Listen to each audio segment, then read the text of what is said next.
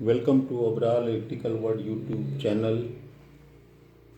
Topic हमारा ये है कि हम फैक डिवाइसेस को ऊपर लेक्चर्स सुन रहे हैं और लेक्चर्स मैं बता रहा हूँ, बना रहा हूँ।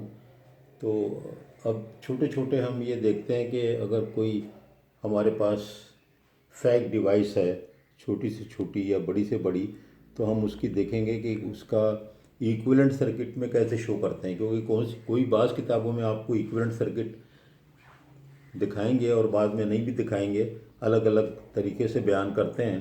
तो उसमें प्रॉब्लम ये होता है कि बच्चे जो है उसको स्टूडेंट कनेक्ट नहीं कर पाते कि ये क्या है। तो अब ये जो एक चीज़ डायग्राम बनी है ये है थायरिस्टर कंट्रोल्ड रिएक्टर। अब ये चीज़ें जो हैं ये मैं इतनी दफ़ा रिपीट कर रहा हूँ और मैं आपको ये समझा रहा हूँ कि आपको प्रिंसिपल समझना है, डायग्राम समझनी है। आपको ये जो इसका एब्रीविएशन है ये नहीं रटना है, आपको देख करके पूरा नाम समझ में आ जाना चाहिए। यानी कि ये क्या है, ये रिएक्टर है, नीचे वाला रिएक्टर है, यानी इंडक्टेंस है ना, तो वो क्या है, वो रिएक्टर हो गया।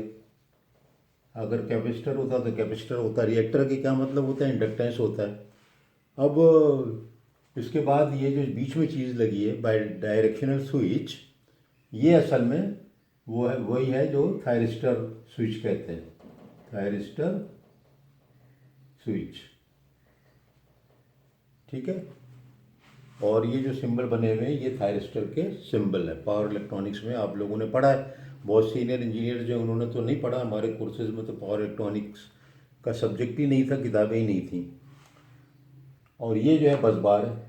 अब ये जो इस तरह से चीज़ लगी हो, इसको पहले तो ये समझ जाए कि जब इस तरह से बस के साथ कोई चीज़ लगी है तो वो हमेशा जो है ना वो शंट में लगी हुई है, यानी पैरेलल में लगी है।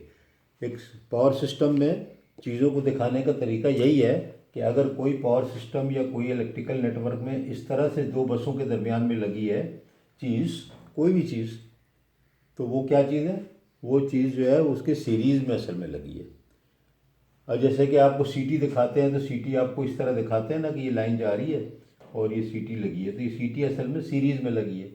और अगर पोटेंशियल ट्रांसफार्मर दिखाते हैं तो आपको पीटी इस तरह दिखाते हैं, पीटी और ये सीटी। तो पीटी को हम क्या कहते हैं कि पीटी शंट में लगी है या पैरेलल में लगी है। तो जब भी कोई चीज़ इस तरह लगी है, फैक डिवाइसेस में इस तरह दिखाया हुआ है, तो ये तो आप समझ ही जाएं कि वो शंट है, लिखने की ज़रूरत नहीं है।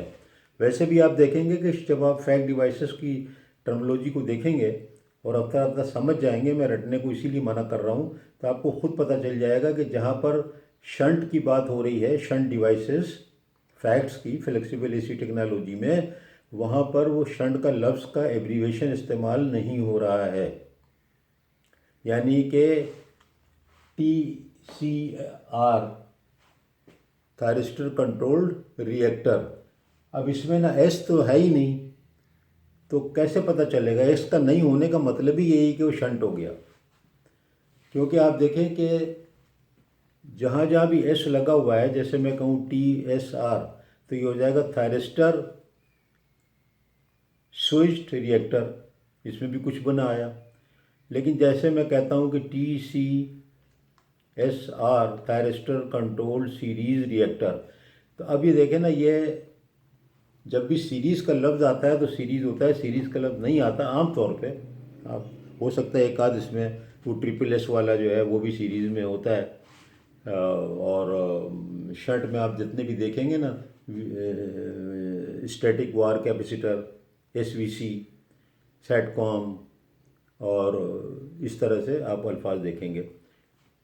तो अब ये चीज़ जब इस तरह लगी है बस के साथ, और नीचे यहाँ पर ये बस नहीं है बल्कि ये, इसको थोड़ा सा मैं छोटा कर देता हूँ ताकि ये ना लगे कि दो बसेस के दरमियान है, ये समझो ग्राउंड यहाँ पर हो गया या कॉमन पॉइंट हो गया। तो नेटवर्क इसी तरह शो करते हैं। तो ये क्या हो गया कि ये एक आपके पास थायरिस्टर बाई डायरेक्शनल स्विच हो गया और उसके साथ ये रिएक्टर हो गया।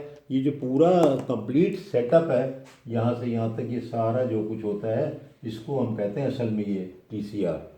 खाली स्विच को नहीं कहते, स्विच तो जो बाई डायरेक्शनल या एंटी पैरेलल आप जब थायरिस्टर लगाते हैं और थायरिस्टर को कंट्रोल करते हैं, फायरिंग को, उसके एंगल को, तो वो, और फिर उसके बाद जब वो रिएक्टर के थ्रू करंट जाता है, आता है, बहता है इधर से इधर, एक साइकिल में एक स्विच ऑन होता है।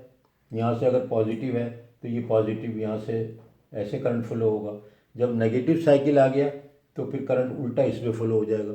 इसका मतलब है कि जब वो रिएक्टर एनर्जी ले रहा है तो एनर्जी एब्जॉर्ब कर रहा है ना, रिएक्टिव रिएक्टिव एनर्जी एब्जॉर्ब कर रहा है, और दूसरे साइकिल में वही एनर्जी जो है वो वापस सिस्टम में जा रही है, और एवरेज जो एनर्जी होती है इन अ रिएक्टर वो ज़ीरो होती है हमेशा ओवर ए कंप्लीट साइकिल। ये कहना भी ज़रूरी है, ओवर ए कंप्लीट साइकिल। इसी तरह एवरेज वैल्यू देखें ना अल्टरनेटिव करंट की, आप जब कैलकुलेशन करते हैं तो आप हाफ साइकिल की निकाल रहे होते हैं, क्योंकि कंप्लीट साइकिल की तो एवरेज वैल्यू हमेशा ज़ीरो हो जाएगी ना, एक प्लस और एक माइनस है। रूट मीन स्क्वायर नहीं होगी, कोई जब स्क्वायर करते हैं तो नीचे वाले का भी जब स्क्वायर करेंगे, नीचे वाले हाफ का तो ऊपर चला जाता है, तो उसको कहते हैं रूट मीन स्क्वायर। डायग्राम नहीं बना रहा, ये आप समझ ही रहे हैं इंटरमीडिएट और फर्स्ट ईयर से।